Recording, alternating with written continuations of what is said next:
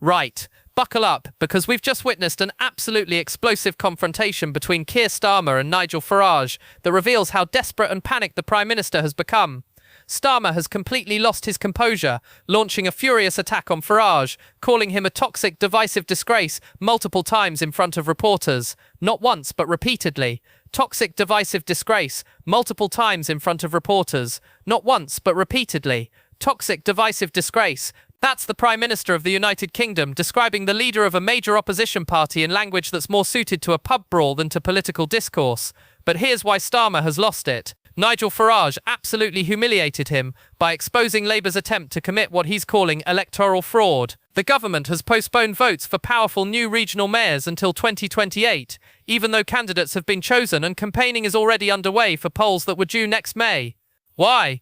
Because they're terrified of losing. An analysis by Electoral Calculus found that Reform UK was the party most likely to win all 4 elections, so Labour has simply cancelled them, postponed indefinitely, and Farage has called them out for it in the most brutal terms possible. Starmer's response: personal attacks, wild accusations about Putin, and desperate deflection. He's clearly rattled, clearly panicking, and clearly losing control. So what exactly did Farage say that provoked this meltdown?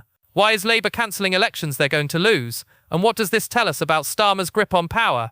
Let's dive into this absolute political car crash. Quick favour before we get into this explosive confrontation. If you're watching this thinking Starmer has completely lost the plot, then hit that subscribe button right now. Over 92% of you haven't done it yet. It's completely free, takes 2 seconds, and helps us massively. Cheers if you did.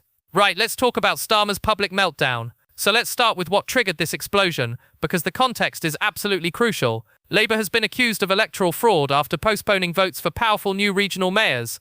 Local Government Secretary Steve Reed delayed elections in 4 regions until 2028. Not by a few weeks or months, but by years.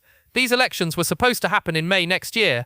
Candidates have been chosen, campaigning is underway, voters are expecting to have their say, and Labour has just cancelled them.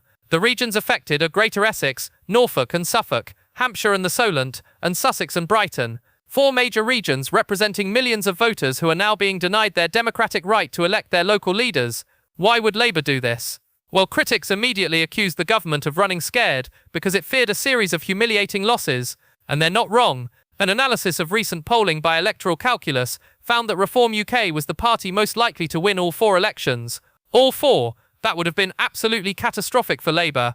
4 major mayoral positions going to Reform UK would have been a massive statement about the state of British politics, about Labour's collapsing support, about Nigel Farage's growing influence. It would have dominated the news cycle for weeks. It would have emboldened Reform supporters. It would have demoralised Labour MPs even further. So rather than face that humiliation, Labour has simply cancelled the elections. Nigel Farage didn't hold back in his response.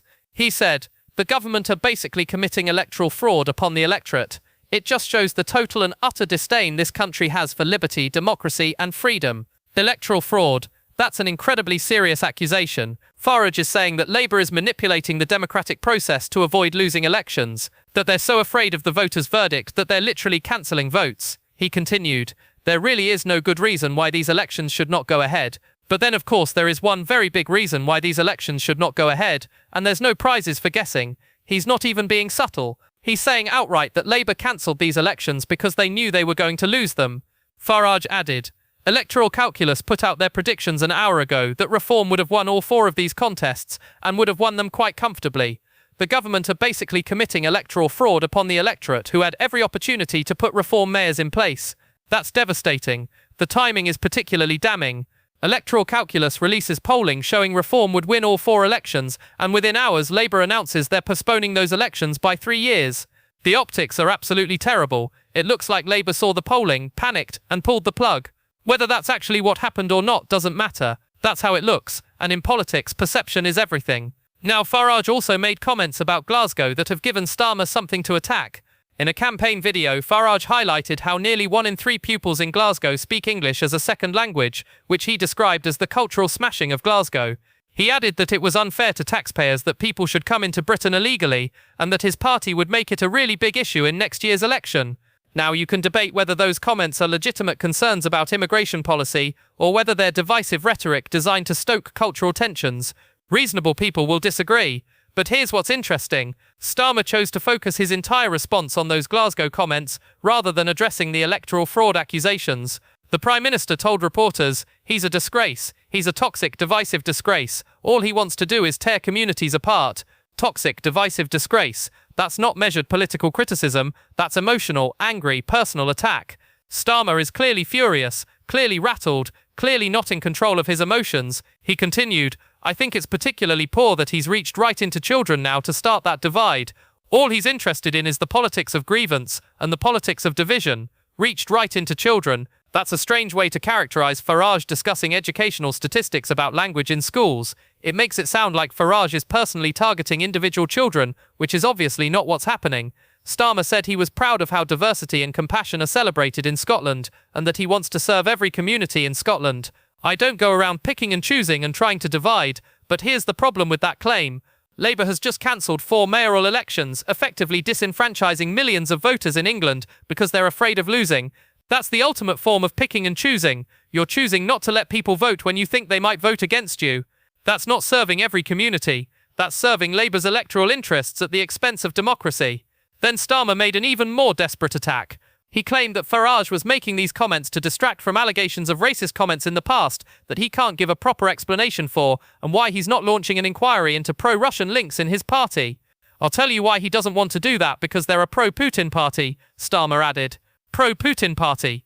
That's an extraordinary accusation to level at a mainstream British political party. Starmer is essentially calling Reform UK traitors, suggesting they're in league with a hostile foreign power. That's McCarthyite tactics, guilt by association, throwing around accusations of disloyalty when you don't have substantive policy arguments. Now, it's true that some Reform UK figures have made questionable comments about Russia and Ukraine. That's a legitimate area for scrutiny.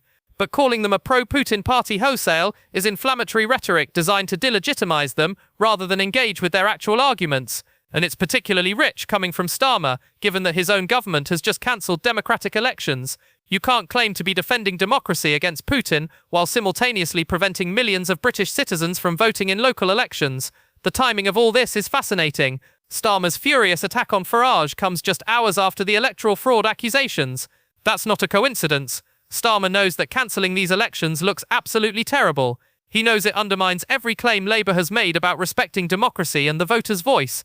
So he's trying to change the subject, to make the story about Farage's comments on immigration rather than about Labour's cancellation of elections. It's classic deflection. When you're caught doing something indefensible, attack your accuser and hope people focus on that instead. But here's why this strategy isn't working. The accusation of electoral fraud is too serious, too well-founded, too obviously true to be deflected by personal attacks on Farage. Labour has cancelled elections that polling suggests they would lose. That's a fact. No amount of calling Farage toxic or divisive changes that fact. And Starmer's emotional, angry response makes him look weak and desperate rather than strong and principled. A confident Prime Minister would calmly explain the government's reasoning for postponing the elections, would present legitimate administrative or legislative justifications, would maintain dignity and composure. Starmer is doing none of that. He's lashing out, making personal attacks, throwing around accusations of Putin sympathies. That's the behaviour of someone who's panicking.